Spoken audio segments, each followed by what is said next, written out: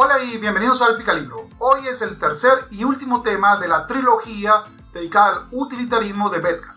Si no lo has visto, por acá te voy a dejar los dos videos anteriores a este. Hoy quiero hablar sobre el tema de la maldad de los actos y por qué la maldad de los actos es el cálculo o la clave para convertirlos en leyes penales. Es decir, Bethan considera que el Estado es extremadamente necesario precisamente para evitar la propagación del mal. Pero la legislación penal que prohíbe conductas contrarias a la sociedad y a los individuos es per se un mal en sí mismo. Para explicarlo de una forma sencilla, Bethan considera que es terriblemente malo ir en contra de la libertad de los individuos. Sin embargo, no tener limitaciones penales y que el Estado tenga una fuerza policial, por ejemplo, y por supuesto de tribunales que permita el cumplimiento forzoso de lo que hemos considerado como aquello reprendible o aquello que no se debe permitir en sociedad, entonces acarrea más mal que bien. Para decirlo de una forma muy simple, si tú no haces algo para evitar este tipo de conductas que son malas y se expanden, entonces vas a terminar por perder la gobernabilidad de tu comunidad, de tu país, de tu nación, de tu reino. Y por supuesto eso va a ser inviable cualquier tipo de política o de desarrollo que se haga en o que tú quieras hacer en tu región, país, nación, reino, etc. Así que sin más dilación paso a citar directamente a Bethan, que dice lo siguiente. El gobierno es como la medicina. Lo único que debe ocuparle es la elección entre los males. Toda ley es un mal, porque toda ley es una infracción de la libertad. Pero lo repito, el gobierno no puede hacer más que escoger entre males. ¿Y cuál debe ser el objeto que debe proponerse el legislador al hacer esta elección? Debe asegurarse de dos cosas: que en cada caso los incidentes que quiere prevenir son realmente males y que estos males son mayores que los que él hace para prevenirlos. Hay pues dos cosas que observar: el mal del delito y el mal de la ley, el mal de la enfermedad y el mal del remedio.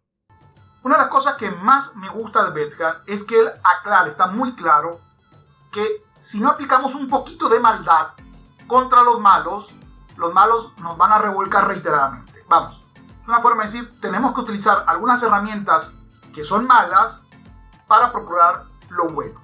Así me dice literalmente lo siguiente. Nunca hubiéramos podido llegar a subyugar hasta cierto punto el vasto imperio del mal si no hubiéramos aprendido a servirnos de unos males para combatir otros. Ha sido necesario formarnos auxiliares en las penas para oponernos a otras penas que por todas partes caían sobre nosotros. A la manera que en el arte de curar una clase de males, los venenos bien preparados y usados se convierten en remedios.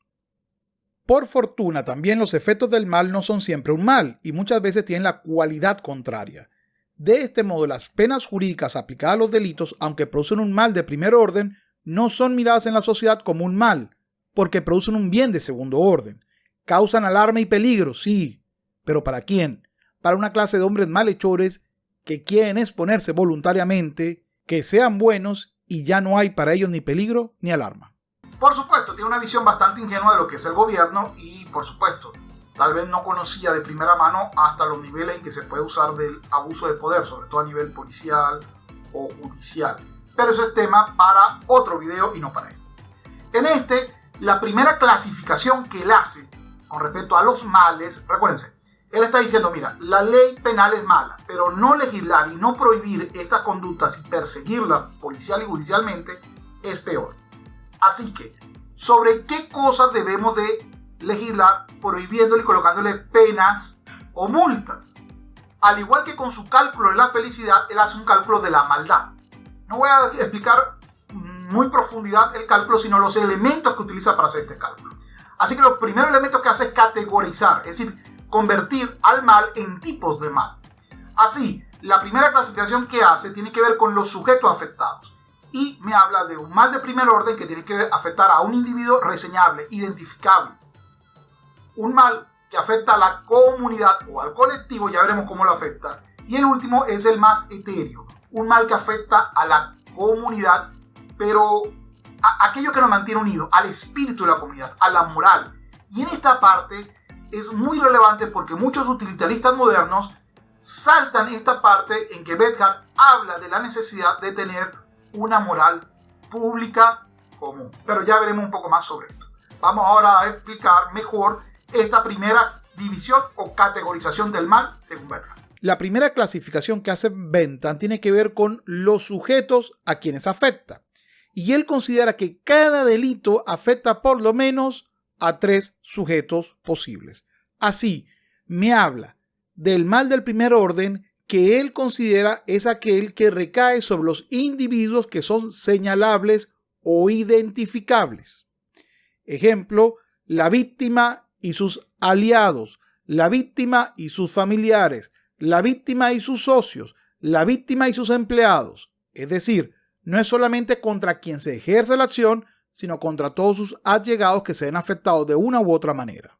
El siguiente es lo que él llama mal de segundo orden, en donde la característica es que no hay nadie señalable como afectado. Sin embargo, el mismo se ve afectado el colectivo, la idea de pueblo, la idea de personas que hacemos vida en conjunto en una ciudad, en un país, en un estado. Y eso es entonces identificar a la comunidad como objeto que puede verse afectado por la comisión de un mal. Este mal, obviamente, como no es identificable por individuos los afectados, se entiende afectando a la comunidad. Ya veremos un poco cómo lo hace él. Y luego la última es un poco más compleja porque es más etérea.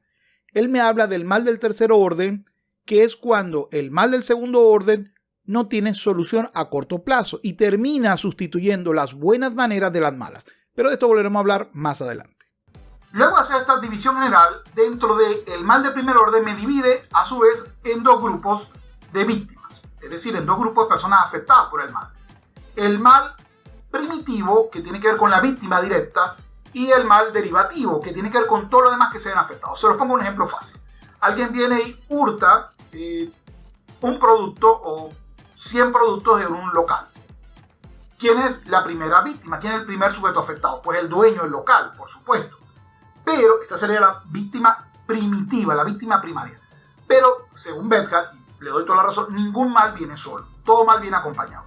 Si yo pierdo 100 productos y esos 100 productos eran el beneficio de la empresa, es decir, del local, voy a no tener dinero para pagar a mis empleados. Así que mis empleados son la segunda víctima, que es una víctima derivativa porque he perdido la capacidad económica de hacer el pago.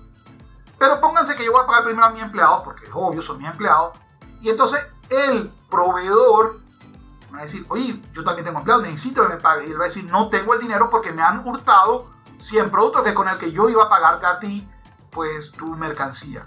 Y entonces eso va creando un círculo vicioso que no resuelve, sino que va expandiendo el mal producido. El mal de segundo orden tiene que ver con el colectivo, pero no un colectivo que pueda ser señalable, es decir, señalable, identificado, identificable, sino que por el contrario son aquellos que no podemos ser señalados, pero que nos vemos afectados por el mal producido dentro del delito, dentro del mal del primer orden.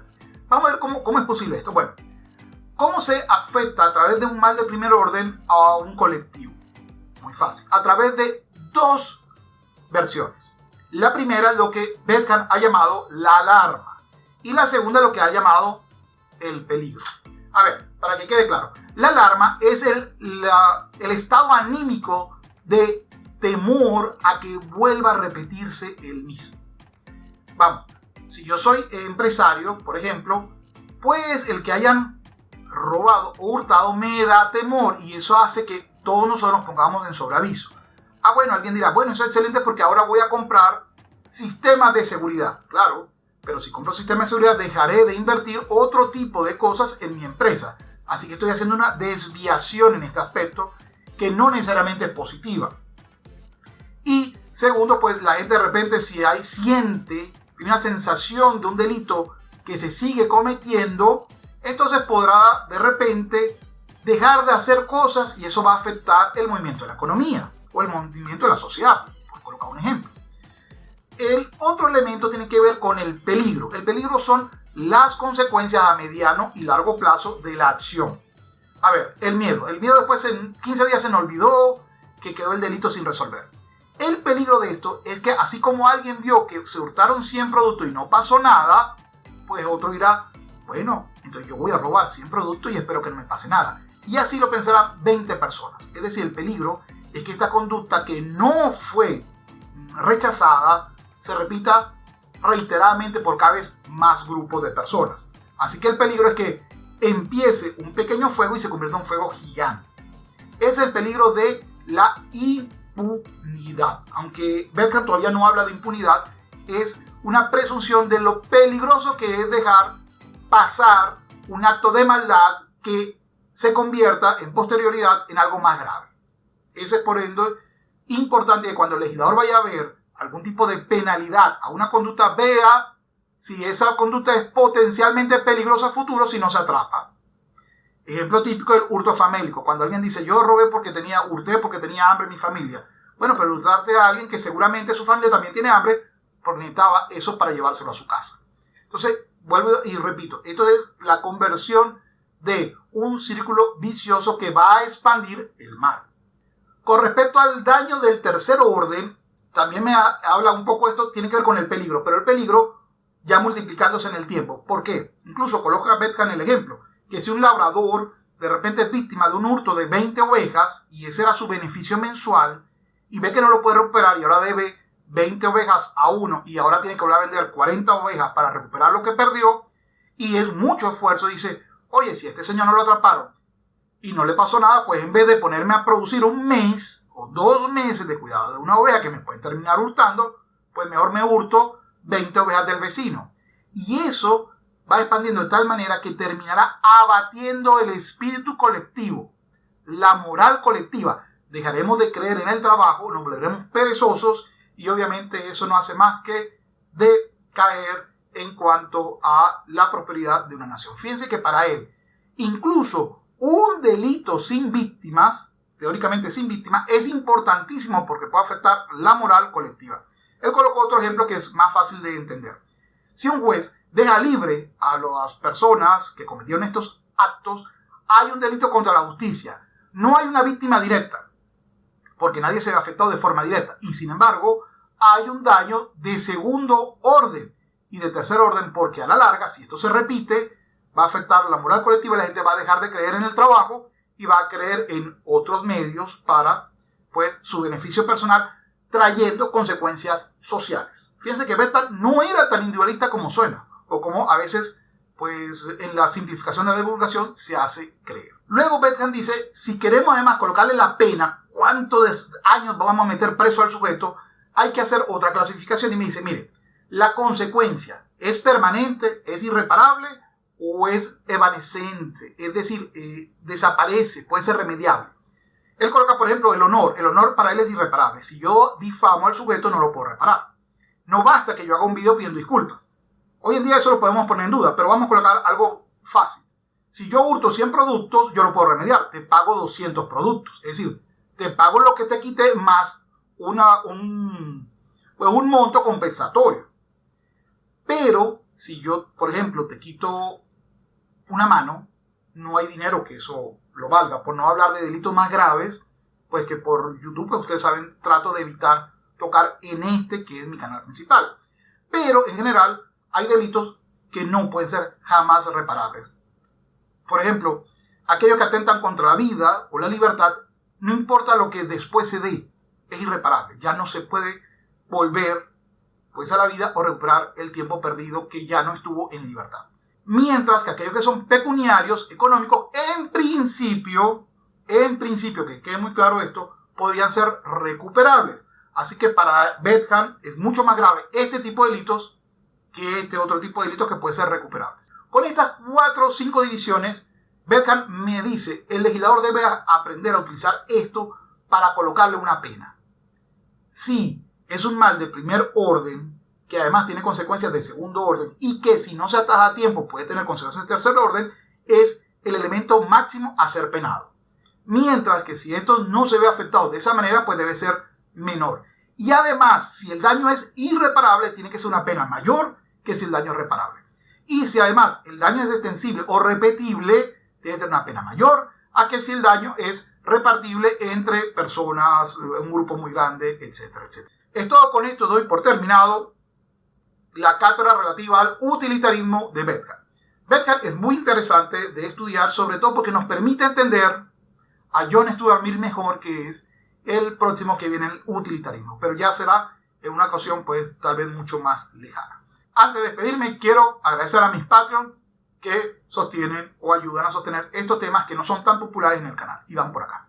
Humberto On, David Garay, Patricio Dorantes, José Flores, Néstor Magnaut, Alfonso Jornet, Eva García Franco, Javier Aguirre, Joaquín López, José Periago Ruiz, Marvin Jarquín, Rocio Cori, Miguel de la Rosa, Abrazagorus, Manuel Pérez, Humberto Ávila, Jorge Guerra, Carlos Space, Leopoldo Hernández, N. Veces, Luis Vargas, Alberto González, A.I., Alonso Cortina, Guillaume Padrón, Marcos, Alfonso, Leonel Virrojas, Tony Macías, Cris, Lula, Jaime Almenares, Gonzalo Alsina, Harry Won, Miguel Morales, Cris Balco, Leucipo de Mileto, Isaac Pozo, Ahmed Guardado, Alberto Rojas, Juan Arosemena, Job Frigo, Eduard Soto, Mariano Sibila, Mario Joel, Antonio Urbina, Anónimo y Ernesto Pablo. Muchísimas gracias por apoyar al canal. Igualmente quiero invitarlos a que vayan a mis dos canales secundarios, que son Capitán Cultura y el Picalibro Live. En el Picalibro Live coloco más noticias y temas un poco más políticos, y acá pues dejo un tema un poco más pues generales sobre pensamiento crítico, filosofía, historia, economía y psicología y otros elementos que este año voy a tratar de explotar un poco más. Es todo por hoy. No dejes que otro piense por ti. Sapere aude y hasta luego.